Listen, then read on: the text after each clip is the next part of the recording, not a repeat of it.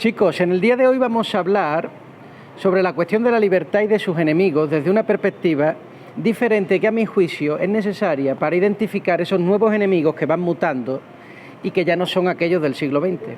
Además, con ello vamos a clarificar también mucho mejor el concepto de la libertad y cómo ésta influye y afecta en nuestras vidas. Voy a empezar con una anécdota.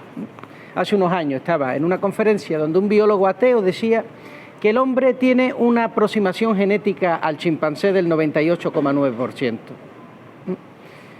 Con ello quería deducir, sin decirlo, que básicamente reducía al hombre a la condición de un chimpancé, todo ese reduccionismo naturalista, materialista en el que estamos imbuidos.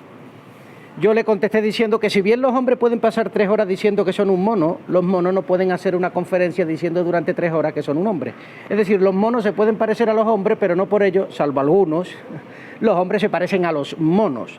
Y esto es importante para entender el concepto de la espiritualidad que va asociada a la cuestión de la libertad.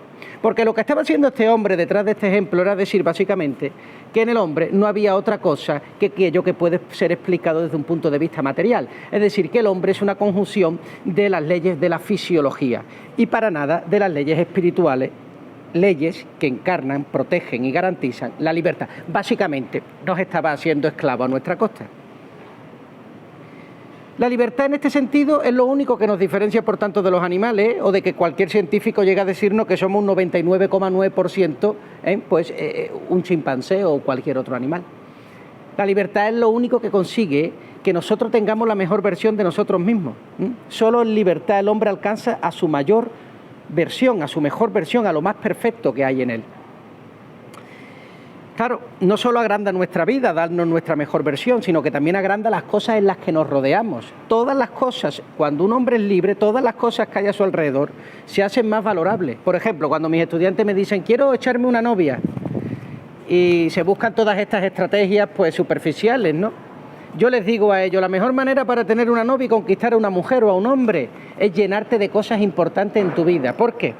Porque así esta mujer y hombre sabrán que el tiempo que pasas con ellos es un tiempo que valoras enormemente, pues estás rechazando, estás desplazando aquellas otras cosas importantes que haría bien en tu vida, pero si no te llenas de cosas importantes, si solo haces superficialidades, esa persona sentirá que lo que ella vale, el tiempo que le dedicas, vale tan poco como el tiempo libre que tienes comiendo Doritos viendo Netflix.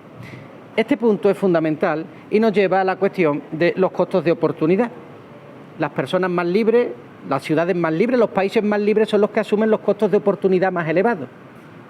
¿Y todo esto por qué? Pues por una razón muy simple, la libertad.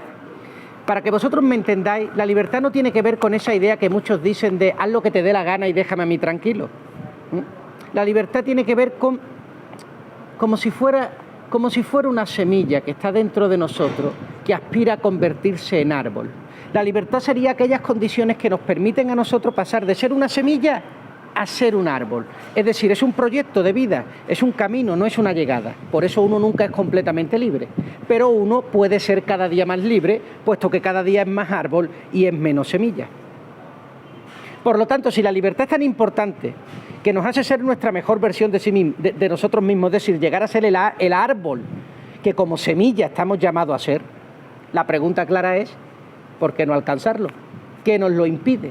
Y aquí viene la relevancia de esos enemigos de la libertad. Los enemigos de la libertad serían aquellas personas, instituciones, cosas o cualquier fenómeno que nos impidan pasar de ser semilla a árbol. En el lenguaje natural, pues sería para una semilla no tener agua, no tener una tierra con nutrientes. A nosotros nos pasa exactamente lo mismo y vamos a identificar cuál es la sequía y cuál es la falta de nutrientes del hombre sin libertad. Hay 3 enemigos y va por orden de importancia y de sofisticación. El más primitivo es el gobierno. El gobierno tiene 2 formas de limitar tu libertad. Una es muy ruda, que es por medio de la imposición, leyes, reformas, estatutos, bueno, eso no hace falta explicarlo. Pero tiene una manera mucho más sofisticada, que no es la imposición, sino que es la persuasión. Digamos que de alguna manera el gobierno te convence que dejas de ser libre sin que te des cuenta, o con tu propio beneplácito. Y esta persuasión tiene 2 caminos. Por un lado, lo gratuito. Recuerda que la economía nos enseña que nada es gratuito en la vida porque todo requiere un esfuerzo, es decir, todo requiere una contraprestación. Quiere esto decir que cuando alguien te está dando algo sin precio, es porque tú eres el precio, pero no tú, tu persona, tu físico, sino tu libertad, tu voluntad. Cuando tú asumes algo gratuitamente, nace en tu interior una obligación moral de deberle algo a alguien, de contraprestación. Y eso es lo que compra el gobierno cuando te da algo gratuito. Por eso las personas que son muy felices con lo gratuito son personas que valoran muy poco su libertad, es decir, sienten muy poco en su interior el estar perdiendo algo. Y eso es porque no sienten que tengan dentro nada. Es decir, que todavía son una semilla muy semilla. La otra manera que tiene por medio de la persuasión el Estado no es lo gratuito, sino que es el reino de las buenas intenciones. Son las ideologías, son los feminismos, los animalismos, los ecologismos, los indigenismos. Es decir, el Estado hace que te preocupes de cosas que no son preocupantes para tu libertad, para que no te tengas que preocupar de aquellas que sí son preocupantes para tu libertad. Por ejemplo, con la filosofía o con esta ideología del indigenismo, pues suprime, restringe a las personas en indígenas, es decir, en ese círculo de identidad, sin permitirle traspasar ese círculo para llegar a ser personas, que es realmente donde el hombre se hace libre. O por ejemplo con los negros. Antiguamente se esclavizaban a los negros porque eran negros. Hoy se les esclavizan para que sean negros, es decir, para que no superen las fronteras del color de su propia piel y así se comporten como negros, es decir, que no se comporten como realmente son, un árbol que aspira a ser completamente libre, su mejor versión. Así que todas estas personas imbuidas en las ideologías gubernamentales, hoy llamadas posmodernas, creen luchar por su libertad cuando en realidad lo que están haciendo es embellecer sus cadenas. Por lo tanto, ese es el primer enemigo, el Estado. Pero este es el más rudo, el que es más fácil de identificar. Ya lo identificaron los filósofos y economistas del pasado siglo XX. La escuela austríaca en esto hizo una labor importante. Pero hoy los enemigos de la libertad son más sofisticados, son más difíciles de identificar, porque hoy el hombre es más libre que en el pasado. Y conforme más libre eres, más astutos son esos enemigos. El segundo enemigo ya no es el gobierno, es más elevado y sería la autocensura, la servidumbre voluntaria, el hecho de que las personas creen que están siendo libres a condición de que no manifiesten esta libertad. Esto se ve, por ejemplo, en lo políticamente correcto.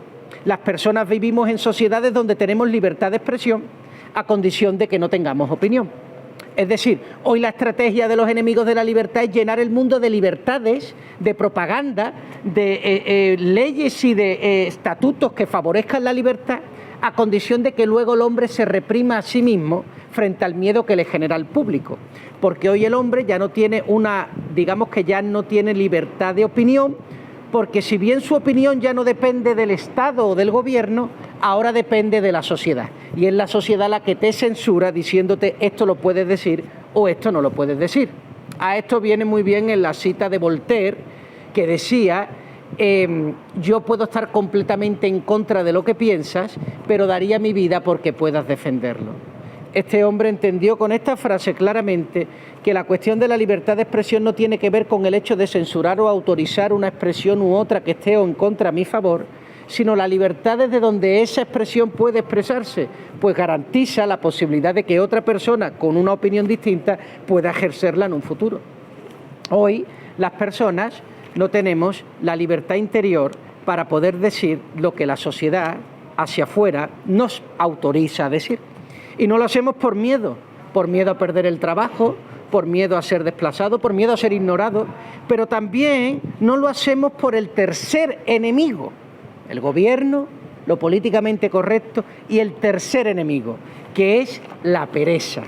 Ese enemigo es infinitamente más sofisticado que el de la autocensura y mucho más sofisticado a su vez que el del Estado, el del gobierno. La pereza. ¿Qué quiere decir la pereza? Que muchas veces las personas decidimos de manera voluntaria no querer luchar. Es decir, y esto debemos de meterlo todo en la cabeza, todos nosotros, da igual la persona, el color de su piel, su orientación política o el lugar geográfico desde donde nace o pase, todos tenemos un corazón socialista.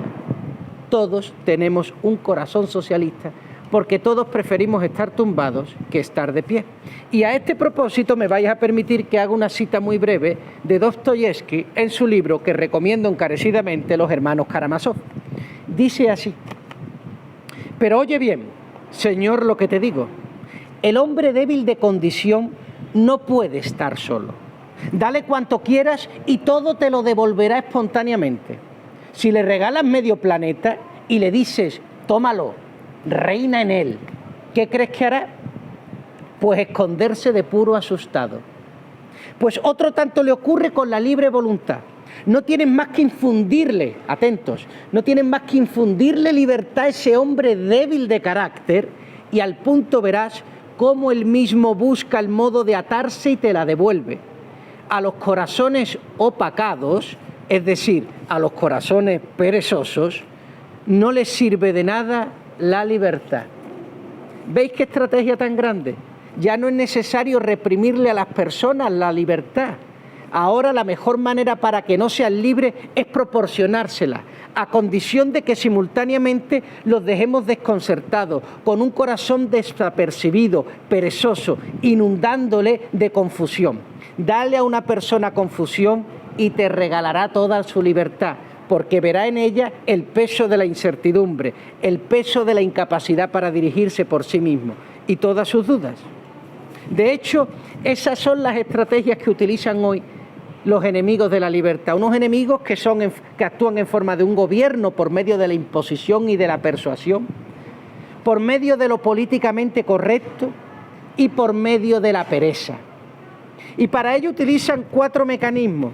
En primer lugar, te entretendrán llenándote de información y de estímulos para confundirte, para generarte ese corazón opacado del que habla Dostoyevski, y que cuando te digan que eres libre, que vives en una democracia y que en ti reina la libertad, te sientas tan confundido, seas una semilla tan pequeña, seas algo tan ridículamente locuaz, que seas capaz de devolver la libertad porque pese sobre ti.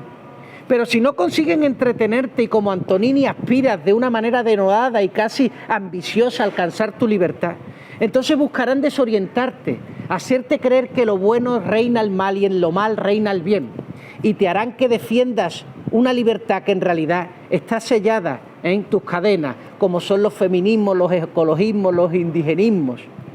Y si no consiguen desorientarte porque eres capaz a través de la maleza desempolvar el polvo de la incertidumbre, de la duda y de la pequeñez, entonces buscarán desmotivarte y meterte el miedo de lo políticamente correcto y te dirán, muy bien, has alcanzado grandemente tu libertad, eres un tronco ya con aspiración de árbol, pero si hablas perderás tu trabajo, si hablas te lincharemos públicamente en Twitter o en cualquier otra red social.